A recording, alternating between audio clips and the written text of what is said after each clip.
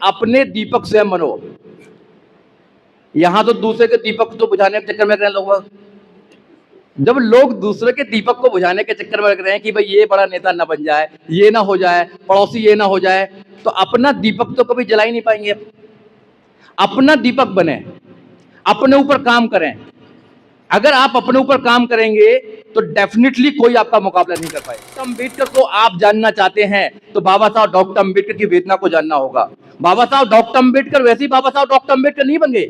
पूरी दुनिया में बाबा साहब डॉक्टर अम्बेडकर को माना जाता है। पूरी दुनिया में अप्रैल के दिन 14 अप्रैल से लेकर पूरे अप्रैल के महीना केवल एक दुनिया में ऐसा महापुरुष है जिसका जन्मदिन पूरे अप्रैल मनाया जाता है। बाबा साहब डॉक्टर अम्बेडकर का स्टैचू लगा हुआ है और हम तो बाबा साहब डॉक्टर अम्बेडकर के फॉलोअर हैं। हम तो कहते हैं कि हम तो अगर सांस भी लेते हैं, अगर पानी भी पी रहे हैं तो बिकॉज ऑफ द बाबा साहब डॉक्टर अम्बेडकर सैक्रिफाइस, क्योंकि बाबा साहब डॉक्टर अम्बेडकर ने पानी के लिए संघर्ष किया था। सारे दरवाजे बंद थे, घूमट के अंदर थी महिला, मगर दरवाजे खोलने का काम किया तो बिकॉज ऑफ द बाबा साहब डॉक्टर अम्बेडकर सैक्रिफाइस की सोच ने किया है। इसलिए महिलाओं को तो बाबा साहब डॉक्टर अम्बेडकर को एक बार जरूर पढ़ना चाहिए कि बाबा।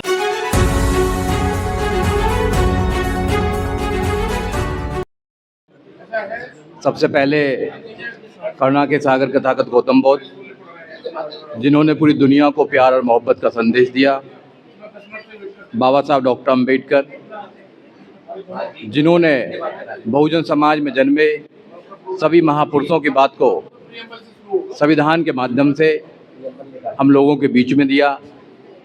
डाइस पर बैठे सभी मान्यवर और मेरे समक्ष बैठे सभी एडवोकेट बंधुओं, सबको मेरा क्रांतिकारी जय भीम नमो बुद्धाय। साथियों, आज जो प्रोग्राम है 3 टॉपिक दे रखे हैं और तीनों टॉपिक ही बहुत बड़े टॉपिक हैं और इन तीनों टॉपिकों में बोलने के लिए बहुत समय चाहिए, मगर निर्देश होते हैं कि आपको 5 मिनट मिलेंगे, तो 5 मिनट में कौन कौन सी बात बोली जाए ये सोचने की बात है। मैं बहुत देर से सोच रहा था क्या बोलूँ आज, पर मैं बताना चाहता हूँ कि बाबा साहब डॉक्टर अम्बेडकर के 3 गुरु थे। पहले गुरु बाबा साहब डॉक्टर अम्बेडकर के कबीर, दूसरे ज्योतिबा फूले और तीसरे गुरु थे तथागत गौतम बुद्ध। मैं आपको बताना चाहता हूँ तथागत गौतम बुद्ध भगवान नहीं है। लोग कहते हैं भगवान भगवान, भगवान नहीं है। अगर किसी व्यक्ति को मारना हो तो भगवान बना दीजिए। बुद्ध ने कहा कि मैं भगवान नहीं हूँ, मैं मार्गदर्शक हूँ। अगर आप मेरे बताए हुए रास्ते पर चलेंगे तो आप उद्धार पा सकते हैं।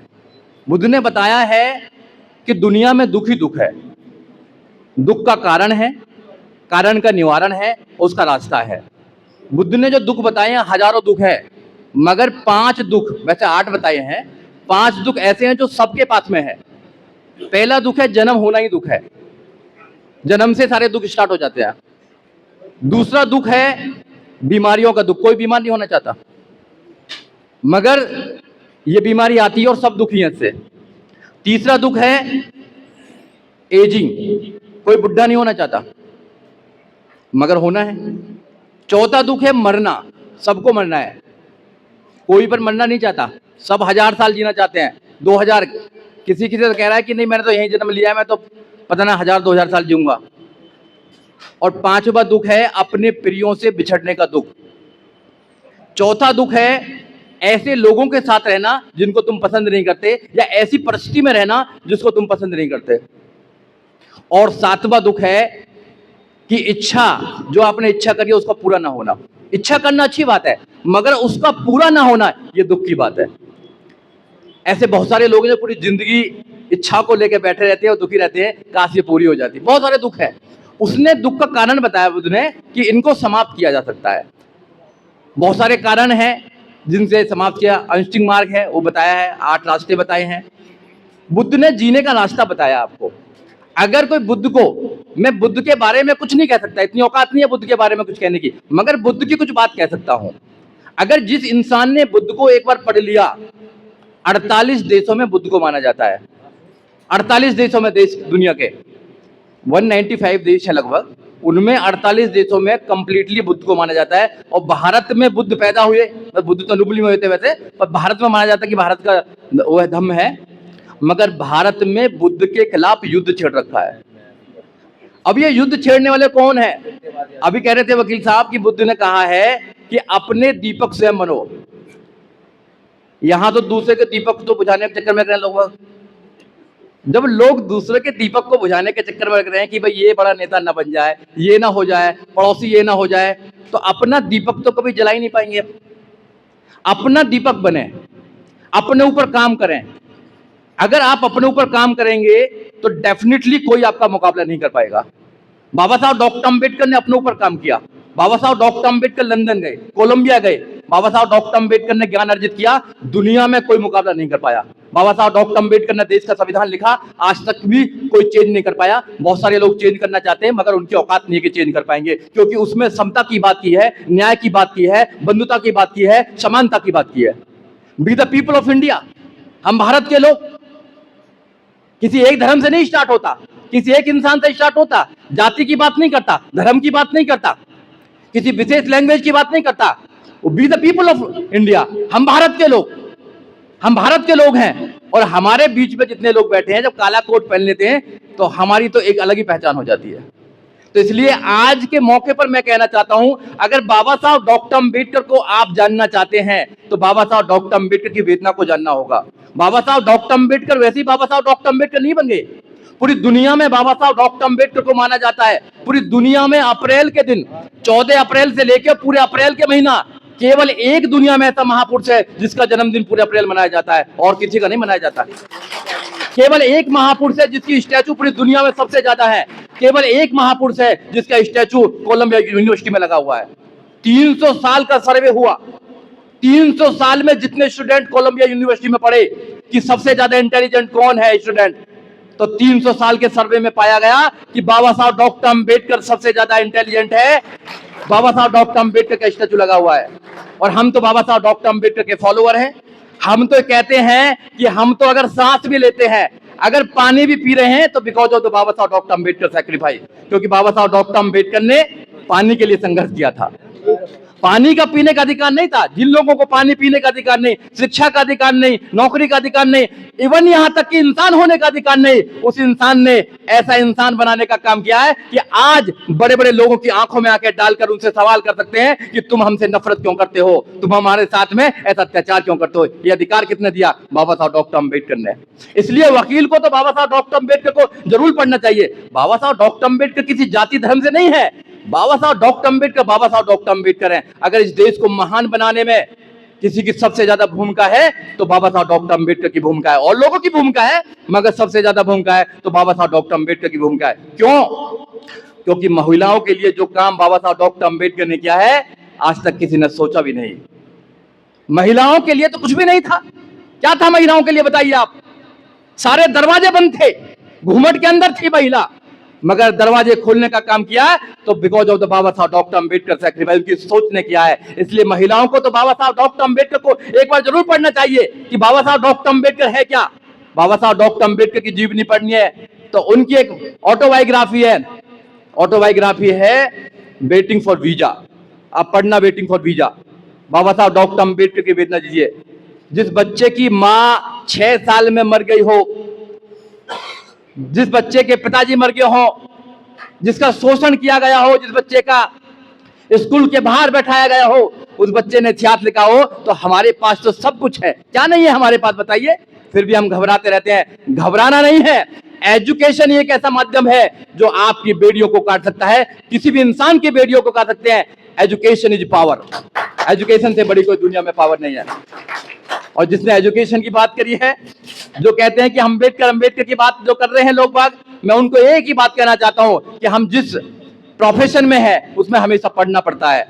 और अच्छी बात तो यह है कि पैसा दे के पढ़ते हैं हम। तो लोग कहते हैं कि वकील साहब पैसा ले लीजिए, एक फाइल हमारे लिए पढ़ दीजिए, ऐसा प्रोफेशन मिलेगा आपको।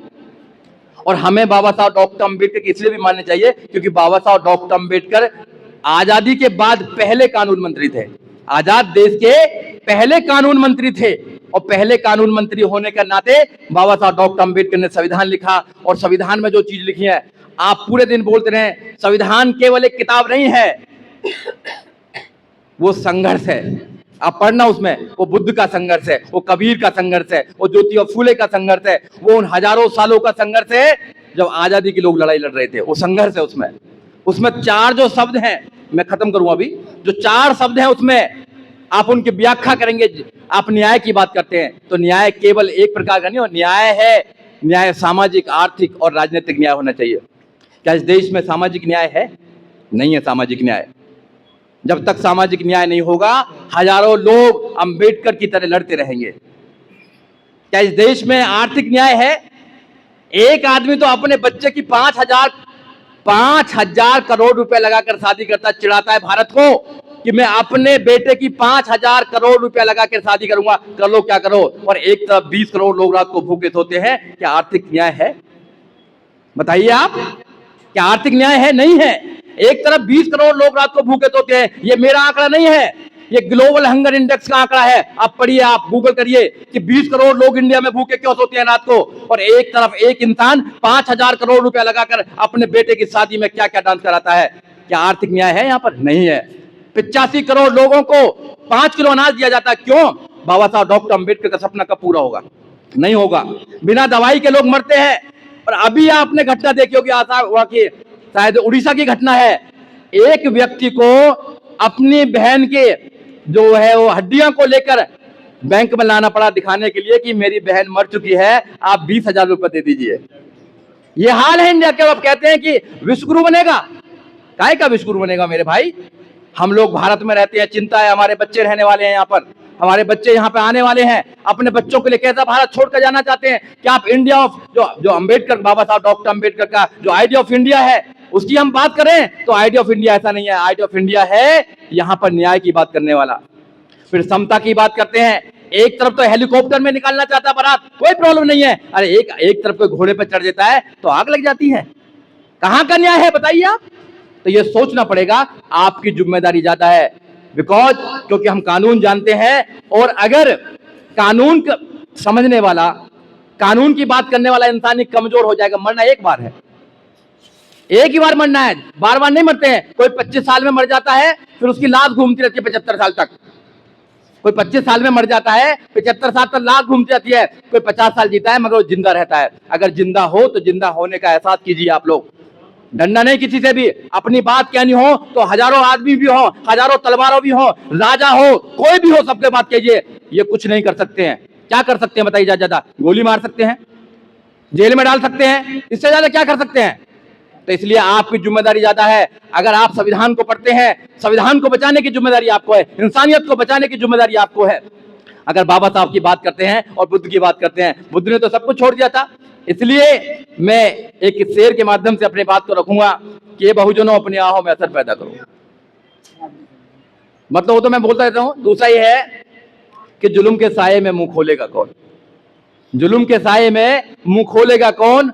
और हम भी चुप रहेंगे तो फिर बोलेगा कौन? हम भी चुप रहेंगे तो फिर बोलेगा कौन? एडवोकेट जिंदाबाद, एडवोकेट जिंदाबाद। जय भीम, जय भारत।